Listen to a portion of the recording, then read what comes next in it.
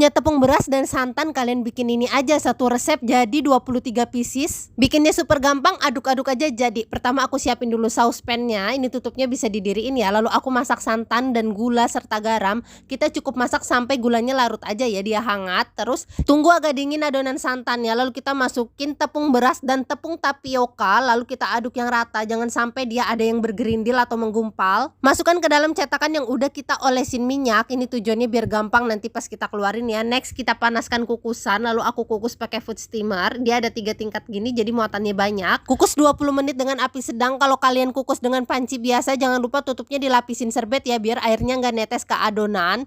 Nah ini udah matang, saatnya kita angkat lalu tunggu dingin ya, jangan langsung dikeluarin karena ini adonannya masih sangat lembut, belum stabil. Nah kalau udah dingin dia jadi cakep kayak begini.